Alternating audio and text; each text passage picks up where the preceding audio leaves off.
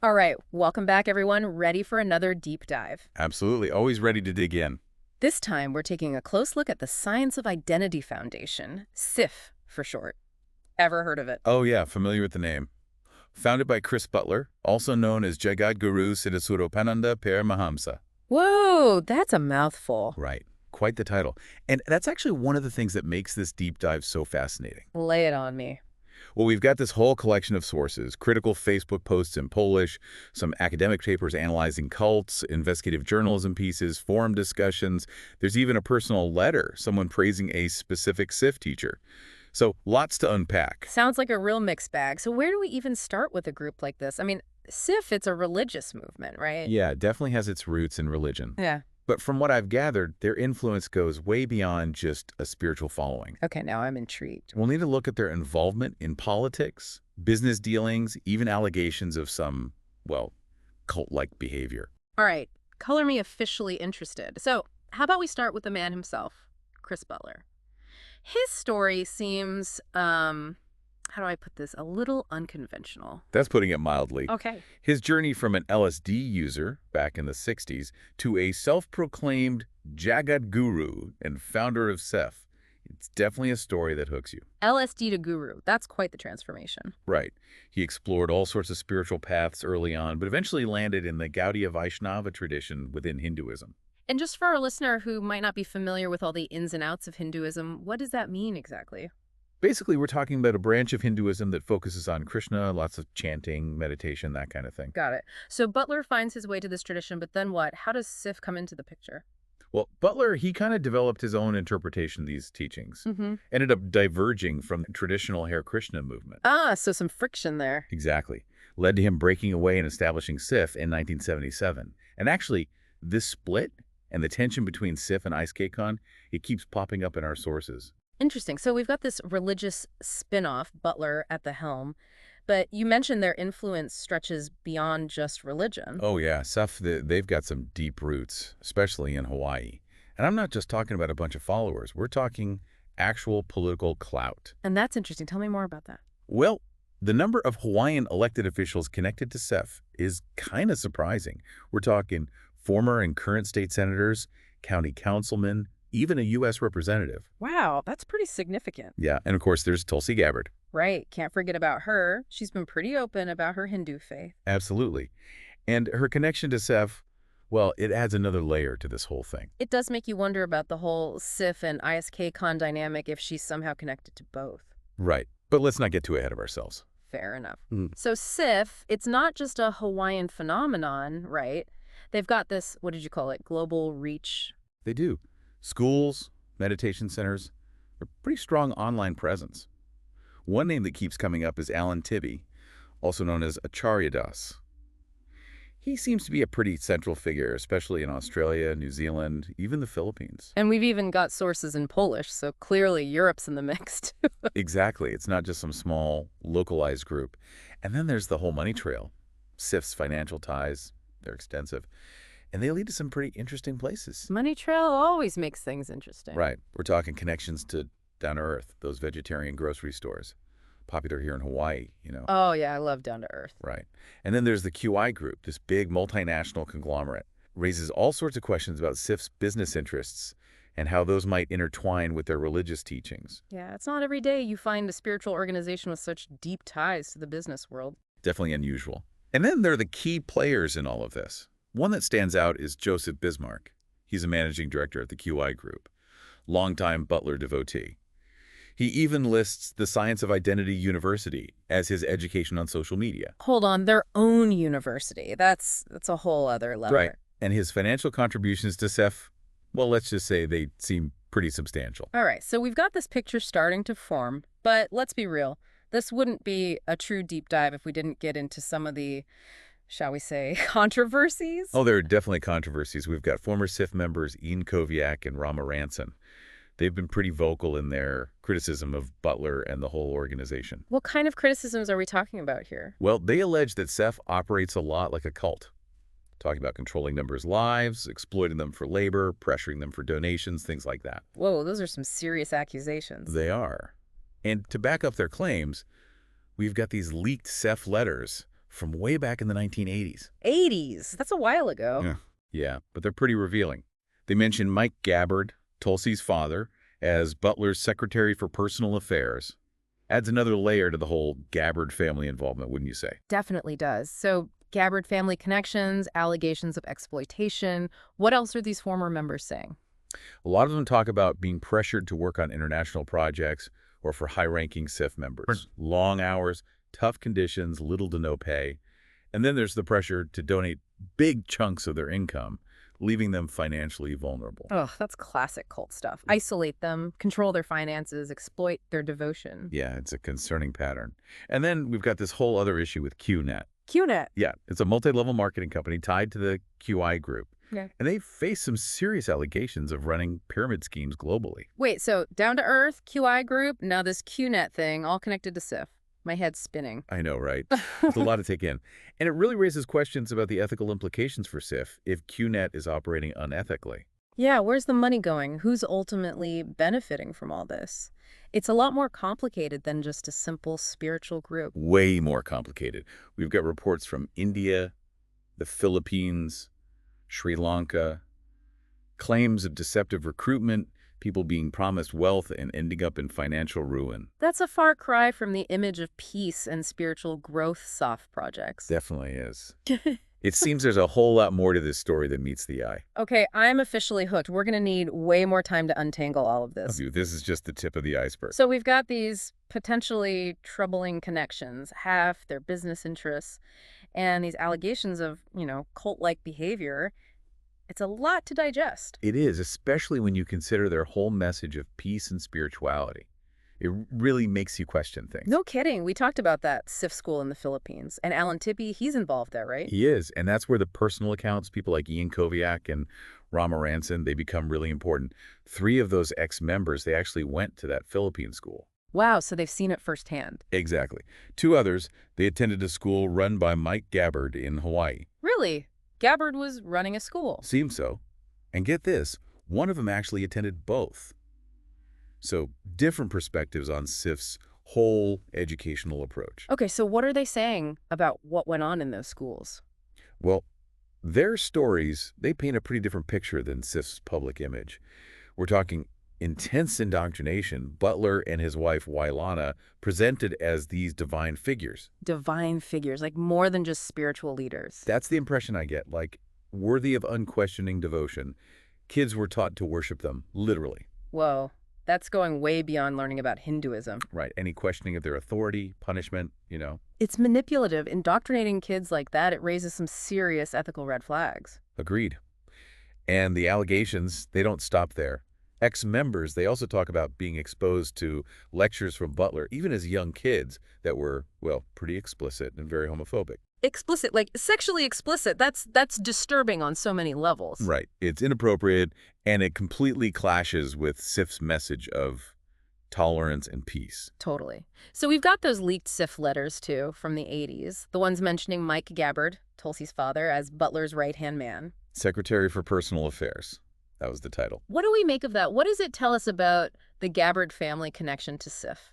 Well, the exact details of his role, they're a bit fuzzy, but it definitely indicates a close relationship with Butler. Add that to him running a SIF school, well, it suggests a pretty deep level of involvement, wouldn't you say? For sure. And we know that Mike Gabbard, like his daughter, has held elected office in Hawaii. State senator, right? He is. And that brings us back to the question of SIF's influence in Hawaiian politics. It's a pattern we can't ignore. Multiple people close to SIF holding positions of power. And that raises legitimate concerns about conflicts of interest. Makes you think, are SIF's teachings somehow influencing political decisions? It's a valid question. Transparency. That's what's needed. The public deserves to know if there's any undue influence, especially when religion and politics start to mix. Agreed. Transparency and accountability are crucial for maintaining public trust. All right, so we've covered a lot. Butler's background, SIF practices, the political ties, the allegations from ex-members. We even touched on the business connections, but we haven't really dived into those Polish Facebook posts yet, have we? We haven't, and they offer a unique perspective, something we don't get from the other sources. A glimpse into SIF's operations beyond Hawaii, beyond the English-speaking world even. Okay, I'm all ears. What's the deal with these Polish posts? Who wrote them, and what are they saying? The author is Fabian Kurowski, a former SIF member who's been actively investigating and exposing their practices, especially in Poland. So he's got an axe to grind. You could say that. Eh. But he's also meticulously documented his allegations. Financial exploitation, questionable labor practices, even SIF leaders pressuring members to sign non-disclosure agreements. Whoa, hold on. Non-disclosure agreements? Why would a religious organization need those? That's what's so strange about it. Kurowski suggests they use these NDAs to silence members, prevent them from talking about SIF activities. So much for transparency and accountability. Right. It does make you think about those cult-like allegations. Yeah. Using intimidation tactics to keep things under wraps. It's pretty shady for a group that promotes peace and spiritual growth. Right. Another contradiction. Public image versus the reality described by former members and these documents. We keep seeing that pattern, don't we? Manipulation, control, secrecy. It's a concerning pattern for sure. And the fact that we have these sources in Polish, it really highlights SIF's global reach. This isn't just a local problem. Exactly. We need international collaboration to truly grasp the scope of their influence. Speaking of global connections, you mentioned the World Vaishnava Association, or WVA. What's SIF's relationship with them? The WVA, they're an international organization promoting unity among different Vaishnava groups. Think ISKCon, other Krishna-focused traditions. So like a big umbrella organization for different branches of Hinduism. Exactly. And here's where it gets interesting. SIF, they're not officially part of the WVA, but Alan Tibby, he's been actively involved. Wait, Tibby. But what about the tension between SIF and ISKCon? ISKCon's a prominent member of the WVA, right? They are. So Tibby's involvement, it raises some eyebrows. What's his motivation? What's he doing there? It's not entirely clear. Is it a strategic move, trying to gain legitimacy by associating with a bigger, more established organization? Could be. Or maybe he genuinely wants to bridge the gaps, foster some interfaith dialogue. Yeah. Hard to say for sure. We also have that personal letter, the one praising Tibby's teaching. The author talked about attending his classes, hearing his stories about spiritual masters. Right. That letter paints a very different picture. Tibby as this knowledgeable, charismatic teacher inspiring his devotees. It's important to remember, though, that letter comes from a devotee, someone who clearly admires Tibby and SIF. Absolutely. Got to consider the source, potential biases, and all that. So on one hand, we've got these Polish Facebook posts detailing exploitation and secrecy, and on the other, a glowing review of Tibby as a teacher. Two sides of the same coin, maybe? Perhaps. It's something you often see with charismatic leaders. They can inspire great devotion while engaging in questionable practices. It's a tricky balance. Let's get back to those allegations of financial impropriety within SIF. The pressure to work for little or no pay, to donate huge sums, the NDAs. Do those Polish Facebook posts add anything to that? They do. Kurowski gives specific examples of Polish F members being sent to work on projects in other countries, like Australia, Hawaii, for extended periods. And they were expected to work for free. That seems to be the case. They were told it was a form of spiritual service, that money would distract from their spiritual growth. That's convenient. Preying on their devotion, justifying unpaid labor. Exactly. It's a common tactic. Manipulate individuals, appeal to their self-sacrifice. Kurowski also mentions something about a hierarchy within SIF, a higher caste getting preferential treatment. That's right. And that's where the allegations of SIF deviating from traditional Vaishnava beliefs come in. Because in traditional Hinduism, the caste system, it's not supposed to play a role in spiritual communities. Right. Everyone's equal before God. That's the idea. So is Kurowski saying that SIF created its own caste system, like contradicting those core principles? That's what his posts suggest. Certain members, usually wealthy or close to Butler, treated as superior, special privileges, better living conditions, exempt from the hard labor expected of others. Sounds like a system built on inequality, a spiritual elite benefiting from everyone else's sacrifices. Exactly. It doesn't really align with the message of equality and unity you usually associate with Hinduism, does it? Not at all. Okay, gotta ask about this one. It's just too weird to ignore. This whole thing about members consuming Butler's toenail clippings and the water used to wash his feet? What's going on there? Yeah, that one's pretty out there, even for groups that exhibit cult-like behavior. Kurowski describes these practices as ways to get closer to Butler, receive spiritual blessings. Seriously, toenail clippings. I mean, come on. It does seem extreme, but within SIF's culture, Butler as a divine figure, it's not entirely shocking, I guess. It's disturbing. Shows how these groups can warp people's sense of reality. Right. Unchecked authority, critical thinking goes out the window, and people end up doing some pretty strange things. So we've got manipulation, exploitation, secrecy, even some bizarre rituals. It's a lot to process. It is. And it's important to remember, these are allegations. We're just presenting the information, based on what we've got. Right, of course. We're just trying to lay it all out there, give a clear view, a SIF, based on the available information. Exactly. Our listeners can evaluate the information, form their own conclusions. This deep dive has taken us down a rabbit hole, from a spiritual group to politics, finances, even the darker side of human behavior. It has. And it shows how important it is to look beyond surface appearances. Question things, be critical. Absolutely. Well, we've only scratched the surface. We have. There's always more to uncover, more layers to peel back. Let's take a moment to digest all this. We'll be right back to talk about what all of this means for you, our listener. Okay, so we've really dug into SIF, their history, their practices, those controversies, the political connections, the business side of things. It's a lot. It is definitely complex. But now, let's shift gears a bit. What does all this mean for our listeners? Yeah, that's the important question. This deep dive, it's not just about one organization, right? Right. It's about learning how to be more discerning, more informed, ultimately more resilient. I like that, resilient, because we've seen these cult-like allegations pop up a lot in our exploration of SIF. He has. Makes you think, how do we spot those tendencies in other groups? Hmm. What are the red flags? Well, one way to think about it is using the definition from Dr. Rick Ross. He's a cult expert. Okay, what does he say? He defines a cult as a group with excessive devotion to a person, idea, or thing. And they use unethical manipulative techniques to get what they want. Sounds familiar. Right. But what are those techniques? How do we actually spot them in real life? Yeah, give us some examples. What should our listeners be watching out for? Well, there's this thing called love bombing. Basically, they shower you with tons of attention, affection, make you feel like you belong. Ah, so you feel accepted, valued. Exactly. It's powerful, especially if you're feeling vulnerable, looking for connection. Right. But then, once you're in, the manipulation tactics, they escalate. Often, they'll try to isolate you from your existing support network, family, friends. We saw that with SIF, right? Pressure to cut ties with anyone who wasn't on board with the organization. Yep. They control the information, who you talk to, all of that. Another big one, suppressing critical thinking. So no questioning the leader. Nope. You question the teachings, explore other viewpoints, you get punished, shunned. I definitely saw that with SIF. Blind faith in Butler's teachings, no room for dissent. Exactly. And then there's the financial aspect. Oh yeah, the money. Groups like this, they often pressure members to donate heavily, even to the point of financial ruin. Again, SF, Yeah. right.